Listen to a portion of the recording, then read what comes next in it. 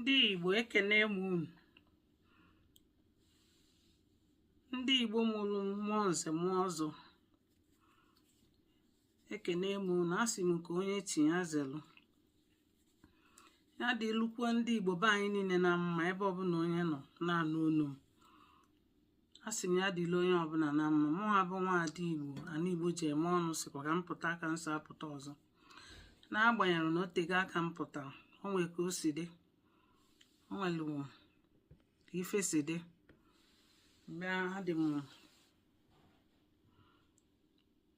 I'm too busy for a few months now. Mana ọ nwere ife menụ m ji si ka m pụta. Ndị Igbo be anyị, ife emelụ mma amakakwanụ. Ife a na-emerụ mma ọ dịrọ mma. Ife na-afịọ na mba ụwa niile. Ndị Igbo, gịnị bụ ife na-eme anyị? Anyị amarọ ife anyị na-eme onwe anyị. Ọ bụ mmadụ na-eme anyị ife a ka ọ bụ mmụọ? Anọgide ofe esulu pụta ọmaka ụgwọ nwa na-akwụzi na soshal midia. Onye pụtazie omechi mi echiche ka ọ malụ nke o ji apụta. Ndị Igbo, ndị Igbo, ọ gịnị mere anyị? Ọtụtụ okwu adịrọ n'ụka mgbede. Asị m nke onye tinye azelu. Anyị nọrọ na asọmụbụ eze ga-akwụ ọtọ, onye kwụrụ ọtọ akwatuo ya.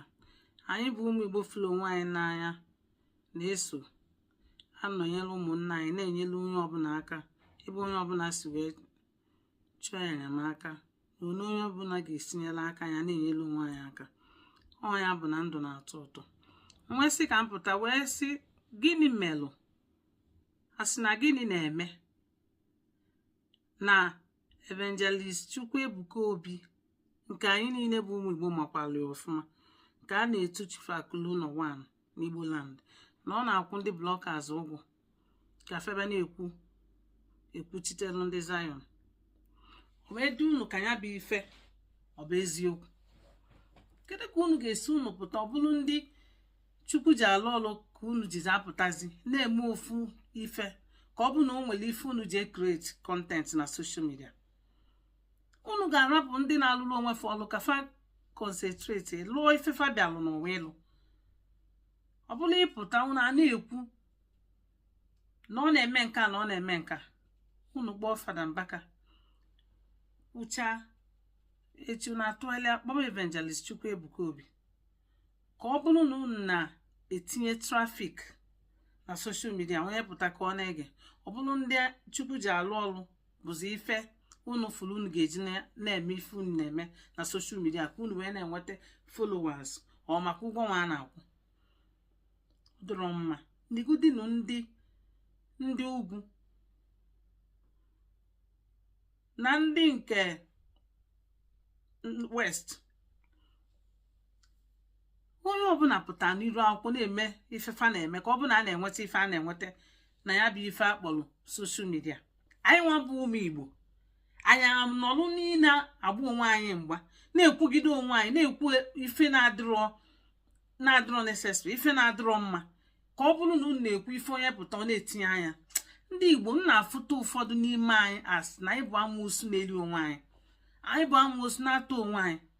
Kedu ka mmadụ ga-esi pụta n'iru ịmara ife ị ga-ekwepụta si na ndị Zion na-akwụ ụgwọ, unu pụta na soshal midia unu na-ekwu na akwụrụ unu ụgwọ? Ife unu na-ekwu unu lofuo na ikwucha ya nwetacha ego liche ya n'ọdịnihu n'ọnwalụ ife na-esi ya. Kedu ka ị ga-esi pụta otu ya na-ekwu ka ọ bụ nnọọ na ịpụta na-ekwu ife na-amarọ ife na ka ọ bụ na ikwuru okwu ka ọ bụ onye pụta otinye anya ka a na-etinye anya na-ege, ka ọ bụ na-ekwu ya eme eke ya ọbụla akụkọ a na-akị ya ọbụla soshal midia na a na-akwụ ụgwọ. Otu ihe ịnọ Evangelist Chukwuebuka Obi akaligo isi na ọ pụta na-akwụ ndị bloggers ụgwọ ka a na-ekwuchitere ya. Levels ọ nọ n'ọzini ya, ọ bụrụ ife ọ ga-apụta. Ndị a na-apụta na-akọ yeli mpụta na-akọgide ndị etelụ ma ndị Chukwu ji alụ ọlụ. Kedu ụlọ unu na-erutere n'ife a? Ndị Igbo be anyị, kedu ụlọ unu na-elite? Ọ ga-elugokwa mgbe ọ ga-abụ onye mee apịatuo ya, mmụọ ebinie from here and there. ọ dịka a ga-asị na unu alụ ezi Chukwu aka na ya. Ụra mkwa na Chukwu bụ na-etinye, ma ọ bụgodị na unu anaghị eche ụka. Mmụọ bụ mmụọ, ofu mmụọ ka anyị niile na-ekpelụ n'ụdị isi foto ya nọ ka isi ekpele ya. Unu na-etinye aka n'anya, unu na-etinye aka n'anya, maka na ihe unu na-eme ọbazi ọbanyerozi. Onye pụta n'iru akwụkwọ na-ekwu nke na-adịrọ, nke na-abụrụ real fact. Ya bụ ife unu na-eme ọdụrọ mma, ya bụ ife unu bụ ụmụ Igbo na-eme ọdụrọ nụ mma. Unu arapụ ife dị mkpa unu ga-eme. Enwere lot of things a ga-apụta n'iru akwụkwọ na-akụzi ife dị mma. Ịmara iji echiche chepụta ofu ihe dị mma ọ ga-abịapụta ị na-eme. Ndị mmadụ a na-amụla ife n'ife ị na-eme. Ị na-akụzilu ndị mmadụ ife ọ ga-abụ fame ọ dị mma, ife ga-akụzili ife ga-enyelu mmadụ aka n'ọdịnihu, ife ga-enyelu mmadụ aka na-abụrụ ịpụta ị na-akọ ife na-abụrụ ife dị mma, ife na-adịrọ important, ife na-adịrọ ntị mma ịnụ. Ife unu ga na-akọ na a na-akwụ ụgwọ. Nke a bụzi ndị ugwu na-afụ kafa na-akụda akwa, ndị nke west una na-anụ kafa na ichenafe enwe dị ndị amụma nke fa. Kedu ka ọ ga-esi bụ unu pụta echi unu eburu ofu pụta ndị Igbo, ndị a na-akpọdị ndị Igbo, ndị a na-emede ife ọbara ụmụ Igbo dịrị unu n'ime. Ihe anyị na-asị na anyị niile bụ ofu na anyị fụrụ onwe anyị n'anya. Adị m afụ ofu ịfụnanya n'ime n'etiti anyị bụ ụmụ Igbo. Mgbọsị chibụpụtara unu ebupụta ofu burupụta, mgbọsị chibụpụtara ebulu ofu burupụta. Unu alụzi naanị, unu alụ anị ụmụ Igbo, unu alụ anị kwụsị na ya na ọ dụrọ mma.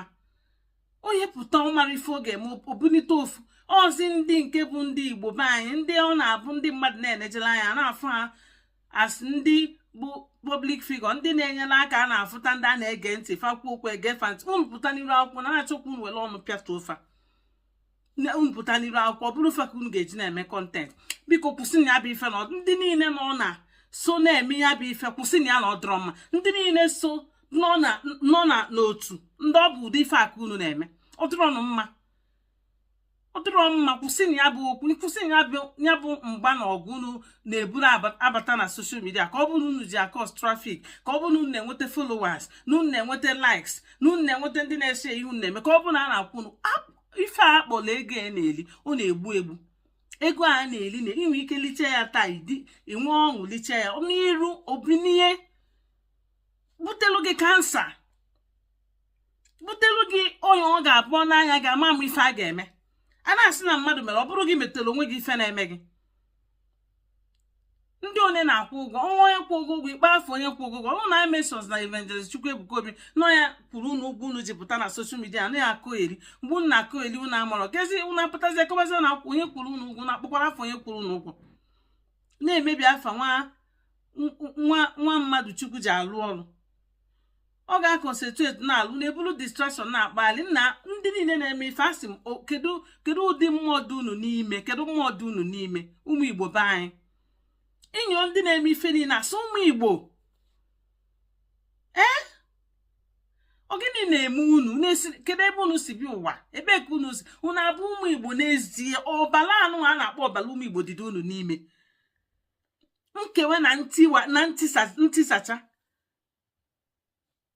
ya melu njipụta si biko ndị na-eme ya bụ ife kwụsị na ya. N'ife a niile unu na-eme nwere ebe ọ ga-edu unu je. Onwere okwu ezi mkpụrụ ọ ga-amịtakwala unu n'ọdịnihu, kama ọ bụrụ kama ka ọ ga-ebupụta. Na-akọsụlụ ndị ụmụ mmadụ na-abụ na-akọsụlụ ha confusion. Fada Mbaka na Evangelist Chukwuebuka Obi fa na-abụ nna na nwa. Kedu ka ọ ga-esi bụrụ unu ga-abịa na na-ebute ntịsa na aghasa? Asị m na ndị na-eme ife a, ndị na-eme ya bụ ife, mgbe iwe Chukwu ga-ebini, onwere onye onwere ebe ga-esi wee nweta solution ife ọ ga-ebutelu unu n'ọdịnihu. Eburu unu a na-akpali a na-achụ ụzọ e ga-esi wee zọpụta unu, eme azọpụta na maka na unu kọsụlụ onwe unu nsogbu. Ndị Chukwu ji alụ ọrụ unu pụta unu eburu fapụta na social media na-akọsụ confusion, na-akọsụ trouble. Unu akọrọ na-eso time, unu akọrọ na-eso time. Hapụ na Fada Mbaka na Evangelist Chukwuebuka Obi ka fa nọdụlụ onwe fa lụọ ife Chukwu zi ifa. Unu akọsụzi na alụfa confusion, unu akọsụzi na alụha division. Nọ mmadụ ka a na-aya n'ụwa. Afọ m nọ mmadụ ka a na ihe a na-akpọ ekwensu bụ human being. Na anyị nwa bụ mmadụ a na-afọ ya bụ ekwensu a na-ekwu. Unu binie unu na-akọsụ trouble here and there. ọdụrọ mma. This is very bad. ọdụrọ mma. Kwụsị na ya onye ntị ka njipụta na mama agba nkịtị. Mma agba nkịtị. Mụa bụ nwa Ada Igbo global. Ada Igbo ana Igbo ji eme ọnụ. M ga-apụta kwuo, asị mpụta bịa kwuo na ya bụ ife na ọdụrọ mma. Unu na-ebugharị false information na-aga everywhere. Onye ọbụla bunitere ya bụ ife, ya bụ false information na-efegharị na mba ụwa niile. Jee yọọ ijere yọọ mgbaalụ. Ị ga-ebu na ya bụ ife. Ị ga-eje yọọ mgbaalụ confess ya. Ijere yọọ mgbaalụ confess ya. Ime ana free. Maka na ife unu na-eme ọ dịzi too much. Ọ dịrọ mma. Ọ nke njibịa. Nke anyị na-eme bụ nke dị mma, and nke mmụọ na-agwa anyị bịa kwuo bụ nke ga-ebute udo, nke ga-ebute ịdị n'otu na be anyị. Ndị ọ bụ fa na-etinye aka na ị na-aghasa na ị na-emebi. Jekwa chegharịanụ. Jee chegharịanụ na ọ bụ na ndụ unu dị unu mma. Ọ ga-adị nke o mesịa.